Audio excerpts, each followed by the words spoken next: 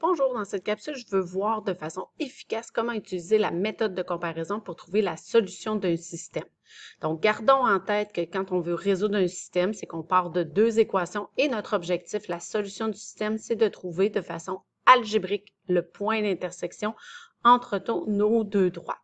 Donc, dans cet exemple-ci, si je souhaite utiliser ma méthode de comparaison, bien, je dois avoir mes deux équations. La première étape, c'est toujours la même, c'est que je vais égaliser mes deux y. Donc ici, je veux égaliser mes deux y. Donc, dans notre contexte, ça va nous donner le premier y vaut moins 4x moins 24 et je l'égalise à l'autre équation. Donc, la valeur de y ici est de 5x plus 12. Donc, j'écris à droite 5x plus 12. Lorsque j'ai fait ça, j'ai donc une équation qui contient que des x. Donc, la deuxième étape va toujours consister à isoler votre x. Donc, dans notre situation ici, la première étape, ce serait de ramener les x à droite ou à gauche. Donc, moi ici, je vais effectuer 1 plus 4 de chaque côté de mon égalité dans le but de regrouper les x du côté droit de l'équation. J'aurais pu faire le choix de le garder du côté gauche. Donc, il va me rester du côté gauche, moins 24x est égal à 5x plus 4x. Ça va vous donner exactement 9x. Et il me reste plus 12. Lorsque mes x sont regroupés du côté droit ou gauche, ensuite, on tombe en mode isolation de variables. Donc, on va effectuer des opérations qui vont me permettre d'isoler le x du côté droit dans ce cas-ci.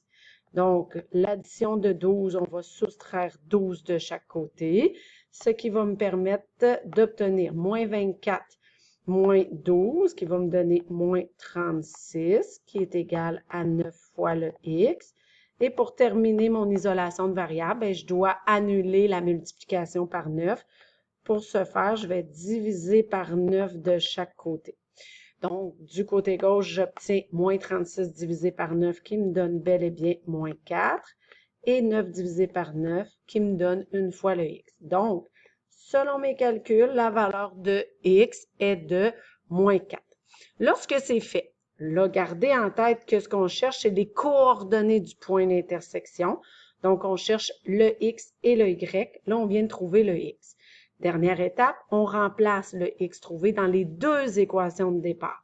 Donc là, ici, tu prends ton équation, donc l'équation que tu avais, donc ici, la première, et tu vas remplacer dans cette équation-là le x trouvé. Et tu vas calculer, évaluer la valeur du y.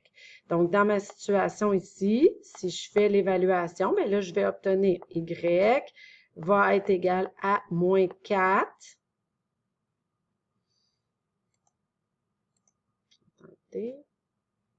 Moins 4 fois moins 4, là c'est la valeur du x que j'ai trouvé, moins 24. Ça me donne, je fais l'évaluation, moins 4 fois moins 4, ça me donne 16, moins 24. 16 moins 24, ça me donne moins 8. Donc, dans un premier temps, à l'aide de la première équation, j'obtiens que le y vaut moins 8. Allons vérifier et confirmer avec l'autre équation. Donc, je reprends la deuxième équation et je vais faire exactement le même travail. C'est-à-dire, je vais remplacer le x par la valeur de mon x qui était moins 4 et je vais évaluer la valeur de y. Et si tout est beau, je devrais obtenir le même y. Donc, moi ici, j'obtiens moins 20 plus 12, que je confirme que la valeur de y est bel et bien moins 8. Donc, j'avais trouvé en premier temps la valeur de x, donc le x de mon point d'intersection, c'est 4. J'ai trouvé une première fois le y qui était moins 8 et j'ai confirmé que ça fonctionnait dans les deux équations. Donc, la solution du système. Donc, si on revient à notre dessin, à partir de mes deux équations, ce que j'ai trouvé, c'est le point qui est juste ici. Ce point-là, c'est la solution de mon système.